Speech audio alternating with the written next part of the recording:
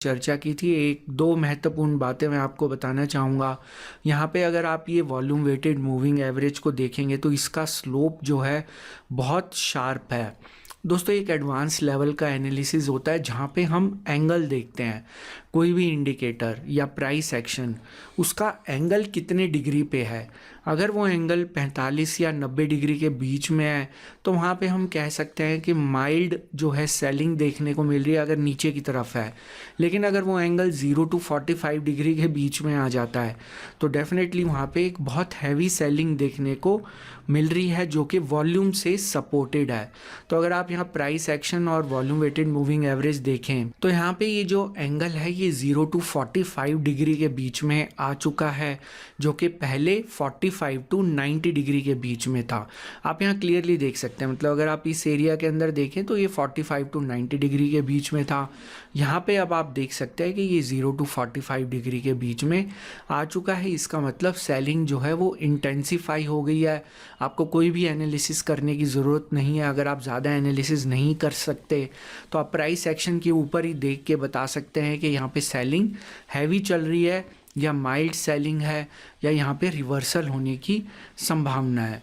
दूसरा दोस्तों, एक ये आपको मैं कैंडल दिखाना चाहूँगा, थर्सडे की कैंडल। इस कैंडल को काफ़ी ज़्यादा बियरिश माना जाता है प्रोफेशनल ट्रेडर्स के द्वारा या प्रोफेशनल निवेशकों के द्वारा। ये एक हैमर, इन्वर्टेड हैमर आप इसको कह सकते हैं, लेकिन यहाँ पे आपको बियर्स की पावर जो है वो साफ तौर पे दिखाई दे रही है।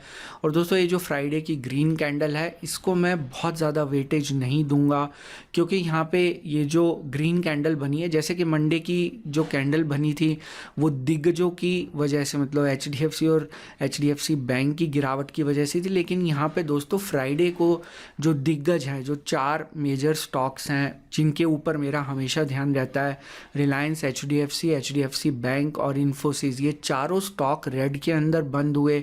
लेकिन ये जो ग्रीन कैंडल बनी ये बजाज बंधु, बजाज फिनसर्व और बजाज फाइनेंस, ICICI बैंक और कोटक महिंद्रा बैंक, इन 4 बैंक्स की वजह से ये ग्रीन के अंदर बंद हुई। तो दोस्तों, जब तक ये जो दिग्गज स्टॉक हैं, जो 4 या 5 टॉप मोस्ट स्टॉक्स हैं जिनका इंडेक्स में सबसे ज़्यादा वेटेज है, अगर वो ग्रीन के अंदर बंद नहीं होते, अगर आप 4-5 को भी छोड़ दें, मैं केवल 3 स्टॉक्स को ज़्यादा महत्व देता हूँ, रिलायंस, HDFC बैंक और HDFC लिमिटेड, ये तीनों रेड में बंद हुए।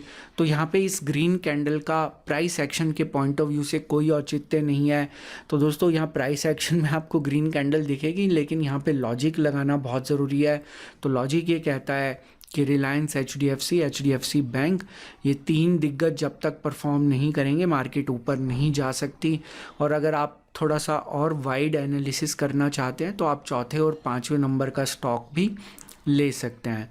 दोस्तों, यहाँ पे प्राइस एक्शन अगर कंक्लूड किया जाए बिल्कुल बियरिश है। और यहाँ पे जिन लेवल्स की चर्चा हम पिछले कुछ हफ्तों से कर रहे हैं वो लेवल अभी भी कायम है। 11,150 के आसपास का लेवल है, जिसके टच होने की संभावना इस समय दिखाई दे रही है। मार्केट